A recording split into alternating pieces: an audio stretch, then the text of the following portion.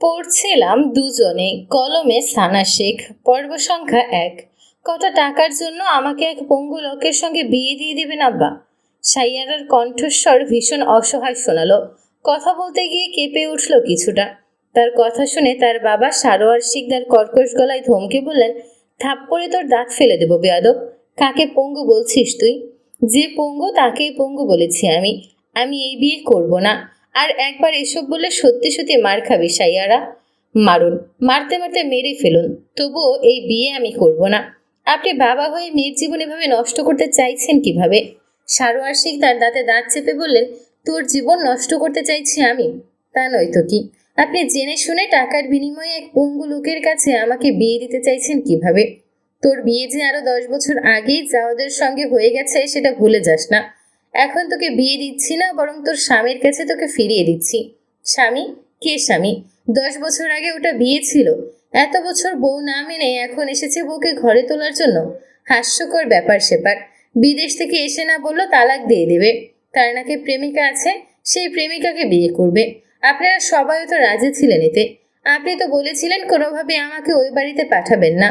এখন ভাই আর ভাতিজার প্রতি এত পীড়িত জেগে উঠেছে কেন? টাকা দিয়েছে বলে?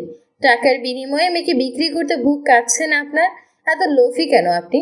রাগে কাঁপতে কাঁপতে শেষের কথাগুলো বলল সাইয়ারা। রাগে হিতাহিত জ্ঞান শূন্য হয়ে মেয়ের গালে চড় বসিয়ে দিলেন সারোয়ার শিকদার। আঙুল তুলে শাসিয়ে বলেন, আর একটা উল্টাপাল্টা কথা বলবি তো থাপড়ে তোর গাল লাল বানিয়ে দেব। আজকে জাওয়াদের সঙ্গে তোর আবার বিয়ে হবে, আর তুই ওই বাড়িতে গিয়েই থাকবি ওর সঙ্গে। আমি মরে যাব তবুও ওই বাড়িতে যাব না। আপনি টাকা পেয়ে সবকিছু ভুলে গেলেও আমি কিচ্ছু ভুলিনি। ওরা বাড়ি বয়ে এসে যে আপনার মাথা ফাটিয়ে দিয়ে গিয়েছিল সেটা ভুলে গেছেন। এত অপমান, এত লাঞ্ছনা ভুললেন কিভাবে? আজকে যদি তুই ওদের সঙ্গে ওদের বাড়িতে না যাস, তবে আমি গায়ে কেরোসিন ঢেলে আগুন ধরিয়ে দেব। যদি এমন কিছু না চাস তবে চুপচাপ বিয়ে করে চলে যাবে ওদের বাড়ি। আর এক মুহূর্ত মেয়ের রুমে দাঁড়ালেন না সারোয়ার শিকদার। গটগট করে হেঁটে চলে গেলেন রুম থেকে। বাবার যাওয়ার পথে তাকিয়ে রইল সাইয়ারা। সে আজ সত্যিই নিজের বাবাকে চিনতে পারছে না। দুদিনের মধ্যে এত বদলে গেল কিভাবে? ইনি কি সত্যিই তার বাবা? যাওয়াদের কথা স্মরণ হতেই রাগ আর ঘৃণায় শরীর রিরি করতে লাগলো। অ্যাক্সিডেন্ট হয়ে পঙ্গু না হলে কি আজ তাকে নিজের বাড়িতে আর নিজের জীবনে নিতে চাইতো? জীবনেও না, বরং তাকে তালাক দিয়ে নিজের প্রেমিকাকে বিয়ে করতে চেয়েছিল। অ্যাক্সিডেন্ট হয়ে পঙ্গু হওয়ার পর নিশ্চয়ই প্রেমিকা ছেড়ে চলে গেছে। আর কোনো ভালো অপশন না পেয়ে তাকে নিয়ে যেতে চাইছে। রাগে দুঃখে মাথার চুল দুই হাতে খামচে ধরে মেঝেতে বসে পড়ল সাইয়ারা। সে স্পষ্টই বুঝতে পারছে তার বাবা আর অসহায়ত্বের সুযোগ নিচ্ছে ওই বাড়ির মানুষগুলো। তার মাও কিছু বলছে না, ভাই দুটো তো ছোটই। রাত 11টায় সারোয়ার শিকদারের বাড়িতে প্রবেশ ঘটল জাওয়াদ শিকদার আর তার পরিবারের। জাওয়াদ হুইল চেয়ারে বসে আছে। হুইল চেয়ার ঠেলে নিয়ে আসছে জাওয়াদের ছোট ভাই জাবিন শিকদার। জাওয়াদের চোখ মুখ গম্ভীর, চোয়াল শক্ত, ফর্সা চেহারায় কাঠিন্য ভাব, দৃষ্টি সোজা সামনের দিকে। সারোয়ার শিকদার আর তার স্ত্রী রোকেয়া বেগম হাসি মুখে সকলকে স্বাগত জানালেন নিজেদের বাড়িতে। বিনয়ের সঙ্গে সকলকে সোফায় বসতে দিলেন। জাওয়াদ হুইল চেয়ারে বসে রইল। আলাদা করে আর সোফায় বসার প্রয়োজন বোধ করল না সে। ঝামেলা শেষ করে যত দ্রুত বাড়ি ফিরতে পারবে তার জন্য ততই ভালো। সারোয়ার শিকদারের চাচাতো ভাই মানে জাওয়াদের বাবা জামশেদ শিকদার বলে, রাত তো অনেক হয়েছে, আর দেরি করে কি হবে? বিয়ের ঝামেলাটা তাহলে মিটিয়ে ফেলা হোক। সারোয়ার শিকদার বলেন, খাবার খেয়ে নেওয়া আগে, ঠান্ডা হয়ে যাচ্ছে সব। জামশেদ শিকদার ছোট ভাই জামিল শিকদার বললেন, খেয়েই তো এলাম, এখন আর খাওয়ার ঝামেলা করতে হবে না। সাইয়ারার কাগজপত্র নিয়ে আসুন। তা বললে তো হবে না, খেতে চলো সবাই। কেউ খেতে চাইল না এখন, কিন্তু সারোয়ার শিকদারও ছাড়লেন না কাউকে। এতগুলো বছর পর ভাই ভাতিজারা তাদের বাড়িতে এসেছে, আর তিনি না খেয়েই যেতে দিবেন, তা কি করে হয়? সবাই খাওয়া দাওয়ার জন্য এগোলেও জাওয়াদ হুইল চেয়ার নিয়ে আগের মতোই বসে রইল। জামিন হুইল চেয়ার ঠেলে নিয়ে যেতে উদ্যত হতেই জাওয়াদ তাকে থামিয়ে দিয়ে বলেছে সে খাবে না। জামিনও আর কিছু না বলে সকলের সাথে ডাইনিং রুমের দিকে এগিয়ে সারোয়ার শিকদার জাওয়াদের কাছে ফিরে এসে বলল, জাওয়াদ তুমি খাবে না? জাওয়াদ অত্যন্ত গভীর গলায় বলল, না। সারোয়ার শিকদার জোর করতেই জাওয়াদ বিরক্তি প্রকাশ করে রুক্ষ স্বরে বলল, বলেছি তো খাবো না, কানের কাছে ঘ্যান ঘ্যান করবেন না। সারোয়ার শিকদার বাক্যহারা হয়ে তাকিয়ে রইলেন কয়েক মুহূর্ত। তারপর আর কিছু না বলে ডাইনিং রুমের দিকে এগোলেন। খাওয়া দাওয়া শেষে সবাই সোফায় বসলো আবার। কাজী সাহেব ম্যারেজ রেজিস্ট্রি পেপার রেডি করলেন। তারপর রেজিস্ট্রি পেপার সাইয়ারার কাছে নিয়ে আসা হলো। সাইয়ারা লাল টকটকে বেনারসি শাড়ি পরে বিছানায় বসে আছে। চোখ জোড়া এখনো পানিতে টইটুম্বর। পার্লার থেকে একটা মেয়ে এসে তাকে সাজিয়ে দিয়ে গেছে। সাজানোর পর থেকে সাইয়ারা নিজের রুমেই বসে আছে, বাড়ি কারোর সঙ্গেই কথা বলছে না। সে কোনোভাবেই মেনে নিতে পারছে না এই বিয়ে, যদিও সে আরো 10 বছর আগে থেকেই জাওয়াদ শিকদারের স্ত্রী। অবুঝ বয়সে সে না বুঝেই কবুল করে নিয়েছিল জাওয়াদ শিকদারকে। তারপর কত ঝড়ঝাপটা উত্থান পতন ঘটে গেছে, বিতৃষ্ণা জন্মে গেছে ওই লোক আর তোর পরিবারের উপর। রেজিস্ট্রি পেপার সাইয়ারের সামনে রেখে সই করতে বললেন কাজী সাহেব। সাইয়ার চোখ তুলে তাকালো সকলের দিকে, ঘৃণা আর বিদ্বেষের চোখ নামিয়ে নিল সঙ্গে সঙ্গেই। সারোয়ার শিকদার বললেন, সাইয়ারা সই কর। সাইয়ারা চোখ তুলল, আবার গাল বেয়ে গড়িয়ে পড়ল কয়েক ফোঁটা অশ্রু। একরাশ ঘৃণা, অভিমান, রাগ আর বুক ভরা চাপা কষ্ট নিয়ে ঘসঘস করে সই করে দিল সে। সই করা হয়ে যেতেই রোকেয়া বেগম বাদে সবাই বেরিয়ে গেল রুম থেকে। সাইয়ারা অশ্রুসিক্ত নয়নে মায়ের দিকে তাকিয়ে রইল। রোকেয়া বেগম মেয়ের চোখের পানি মুছিয়ে দিতে দিতে বললেন, মাফ করে দিমা, এটা ছাড়া আর কোনো উপায় ছিল না আমাদের কাছে। মায়ের হাত সরিয়ে দিল সাইয়ারা, কান্না জড়ানো গলায় বলল, ওই বাড়িতে পাঠানোর চেয়ে গলা টিপে মেরে ফেলতে মা, তুই ভালো থাকবি ওই বাড়িতে। চোখে পানি, অথচ সাইয়ারার ঠোঁটে হাসি ফুটল। ভালো থাকবে ওই বাড়িতে? আসলে ভালো থাকবে সে। আইনিভাবে বিয়ে সম্পন্ন হয়েছে দুজনের। 10 বছর আগে ধর্মীয়ভাবেও দুজনের বিয়ে সম্পন্ন হয়েছিল। তবু আজ আবারও ধর্মীয়ভাবে দুজনের বিয়ে সম্পন্ন করা হবে। সাইয়ারা কবুল বলেছে, এখন শুধু জাওয়াদ বলবে। রেজিস্ট্রি পেপারে সই করার সময় সাইয়ারা সময় নিলেও জাওয়াদ নেয়নি। কাজী সাহেব সাইয়ারার রুম থেকে বেরিয়ে জাওয়াদের পাশে দাঁড়িয়ে বললেন, জামশেদ শিকদারের সুযোগ্য পুত্র জাওয়াদ শিকদার, আপনি কি সারোয়ার শিকদারের সুযোগ্য কন্যা সাইয়ারা শিকদারকে 1 কোটি টাকা দেনমোহর ধার্য করিয়ে আপনার স্ত্রী হিসেবে গ্রহণ করতে রাজি? রাজি থাকলে বলুন, আলহামদুলিল্লাহ কবুল। জাওয়াদ রোবটিক ভঙ্গিতে সশব্দে উচ্চারণ করল। তারপরও আরো দুবার একই বাক্য উচ্চারণ করল।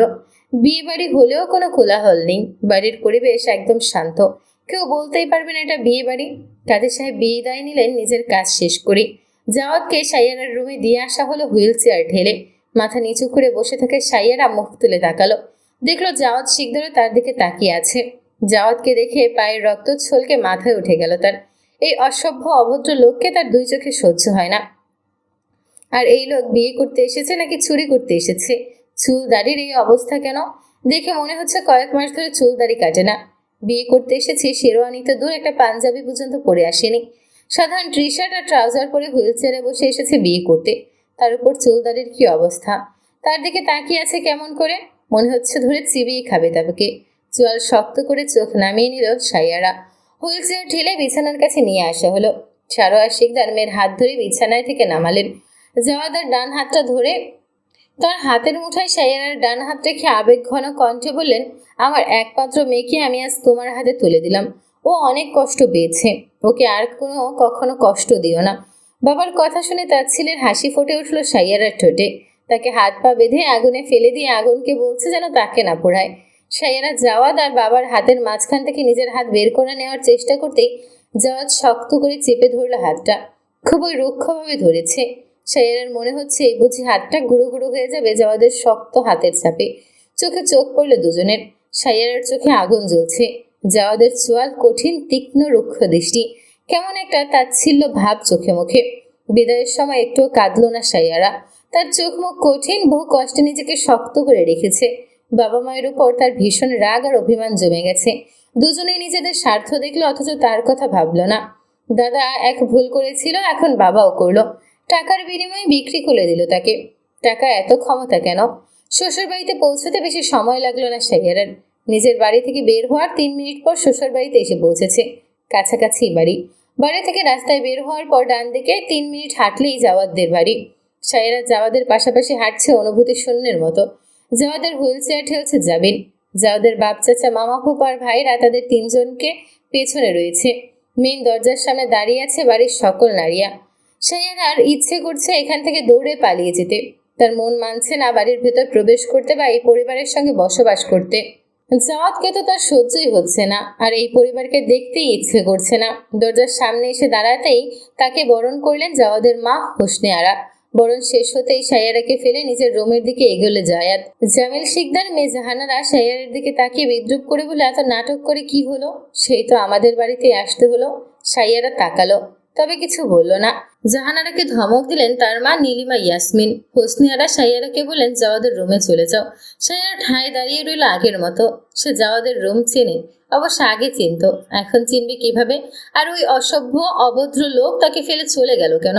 যখন এতই অপছন্দ তখন আনলো কেন এই বাড়িতে? এখন এনে আবার অপমান করা হচ্ছে। জামশেদ শিকদার ছোট ছেলের দিকে তাকিয়ে বলেন, সুটকেসটা জাওয়াদের রুমে দিয়ে আয়। সাইয়ারা, তুই জাবিনের সঙ্গে যা। জাবিন সুটকেস টেনে নিয়ে এগোলো। তার পেছন পেছন এগোলো সাইয়ারা। রাগে তার শরীর জ্বলতে শুরু করেছে। বাবা যদি আত্মহত্যার ভয় না দেখাতো তবে সে সন্ধ্যার পরপরই বাড়ি ছেড়ে পালাতো। সারা জীবন একা একা কাটাতো, তবু এই বাড়িতে আসতো না। আর না তো কোনোদিন জাওয়াদের মুখ দেখতো। রুমের সামনে এসে সুটকেস ভেতরে ঠেলে দিয়ে চলে গেল জাবিন। রুমের সামনে অনেকক্ষণ দাঁড়িয়ে রইল সাইয়ারা। মনে মনে কিছু কথা গুছিয়ে নিল। তারপর ভেতরে প্রবেশ করলো ধীর পায়ে। জাওয়াদ হুইল চেয়ার থেকে নেমে সোফায় বসে আছে। চুলগুলো এলোমেলো করে ফেলেছে এটুকু সময়ের মধ্যেই। এত বড় বড় চুল দাঁড়িয়ে রেখে জাওয়াদকে জঙ্গলির মতো লাগছে সাইয়ারার কাছে। সিগারেট ধরিয়ে সেটা খাওয়ার শেষ করলো জাওয়াদ। সিগারেটের বিদঘুটে গন্ধ ছড়িয়ে পড়েছে পুরো রুমে। গন্ধে নাক মুখ কুচকে ফেলেছে সাইয়ারা। জাওয়াদ জুতা খুললো, মোজা খুললো, তারপর টি শার্টটাও খুলে ফেললো।